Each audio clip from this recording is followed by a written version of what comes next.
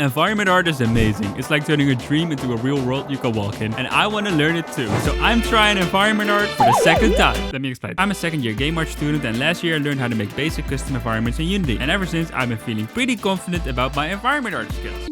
So I've been focused on learning a bunch of other things, but I still go around saying, oh yeah, I can do environment art. La la la la la. But do I really? Because a proper environment, I've only really done it once. And it's this forest. And you know, it looks pretty cool, but really it's just a couple variations of this one tree based on a tutorial and just a lot of those trees. I'm still proud of it, especially for a proper first time, but this was also almost a year ago. And all of the other shit I did are just one-off tiny experiments. It's time to try it for the second time. Title screen.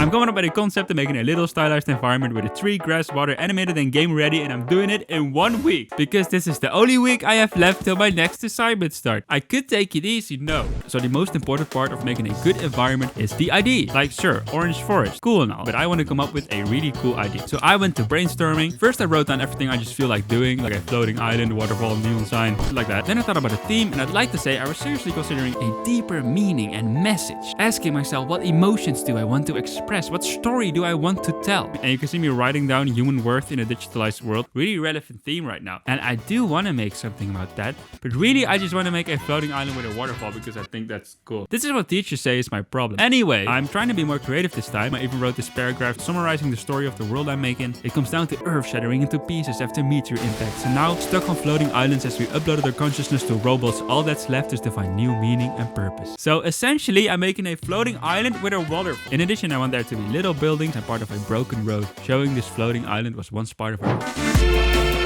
I'm not that good at drawing, but I should be capable enough to sketch something that at least shows the idea a little. So I tried really rough variations. I quickly tried a composition I like. The teachers always tell me I make the final sketch too quickly and I should explore more possibilities, but that's a lot of drawing. So I'm gonna let AI do it for me. We live in a weird time right now. I want to emphasize, I currently use AI images for inspiration. I use it the same way I use Pinterest. I don't use it for commercial use or any other purpose and inspiration right now. As AI currently use training artists work without their consent. So I tried getting inspiration from AI before, but with no success. Maybe I just suck at prompt engineering or whatever the people call it. I was spending so much time generating, I was better off drawing it myself. But I decided to give Midjourney a try. For the first time, I actually got some ideas out of it. Not much good ideas. I guess the island can be a book. I didn't think of that. But some do actually help me with ideas of houses, colors, and composition. I also tried directly letting it make something based on my sketch. Didn't work right away, so I quickly finished it and gave it some color and gave it to Midjourney. And these results are pretty interesting. It helps me look at my sketch in a different way. It helps me think about colors, proportion, placement. I would still prefer it if I could draw like this myself, because I want more control. But I'm gonna be fixing my drawing skills in another video. Enough AI for today. Time for my favorite part, 3D. So first, making the island. So I need to make rocks, and I realized I've never made rocks before. But how hard can it be? So I spent half a day trying to make rock, but it looks like a slimy mess. So I was looking closely at how other people do it, and it worked a lot better. I made some room for the water. It looks horrible now. I have to have faith I can make it look good in Unity. I trust myself. Also, it was Midjourney that gave me the idea to add an extra little layer for the water, which I think will look nice. So next up, the tree. Well, I already made trees before. I learned this really cool way to make trees. It starts off like this, and with Unity, I can make it look like this. Trust me, okay? But I still really struggle with sculpting bark detail. If anyone has any tips, I appreciate it, because I have no idea what I'm doing. Now the houses. So I was inspired by this Midjourney image where you see houses stacked on top of each other. So with that in mind and reference images of bars and houses, I just started modeling some. I was adding a lot of little details, and this took way more time than I expected. I'm normally pretty confident about my modeling skill, but this time, at some point, you see me struggle with the weirdest shit. I thought this was gonna be the easy part. Okay, I think I did. It doesn't look good yet, but I'm doing most of the heavy lifting later in Unity. So I made very high detailed versions of everything and very low detailed versions of everything. And you might think, why the f would I do that? Well, this has to do with optimization.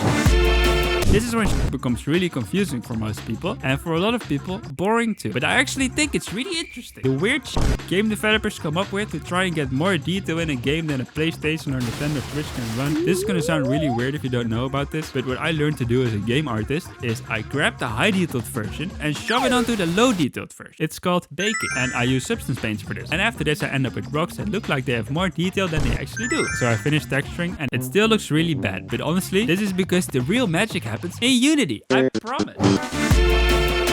So a lot of things that I need to do. First, fix the trees. So I thought, yeah, I can just copy the shader from my other forest. Easy. But it doesn't work and I can't fix it because I don't remember how I made it. What the fuck is going on? What is this? What is that? So, you know, I'm just gonna redo it completely. I'm just gonna follow the same amazing tutorial again from Pontus Carlson. He literally taught me this from scratch last year. And once again, he's helping me so much. But then he doesn't explain how he made the wind. He said he's gonna make a wind tutorial. It's been over 2 years. Where is the wind tutorial? Okay, so I need to do it myself. But this time I noticed he actually dropped a hint. He said he did something with rotation based on sine waves. Sounds really complicated, but maybe I can do it. I actually did it. What the fuck? So I was spending a whole day fucking around with the shader and oh my god, it moves. It's like there is real wind. I just can't stop looking at it. Okay, it's not that special. Time for grass.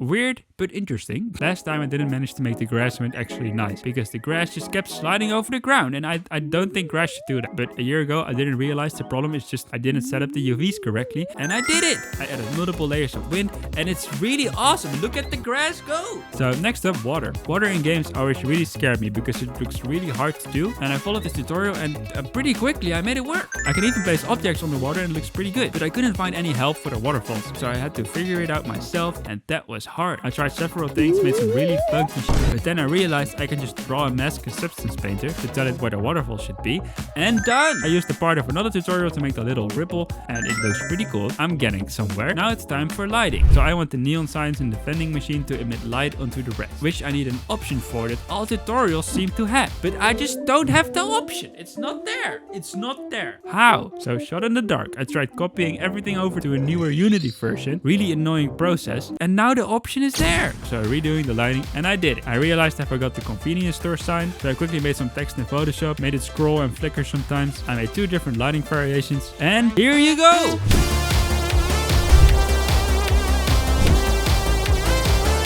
And it's done. Stop the timer. I didn't have a time. And right on time. My next assignment starts tomorrow. I'm really proud of the wind, the grass, the water, and I think the composition is pretty nice. But if you look closely at certain things, it kind of starts to fall apart. I have to admit, the waterfall should be more round. You know, you shouldn't be able to look behind it. The lighting is not the best.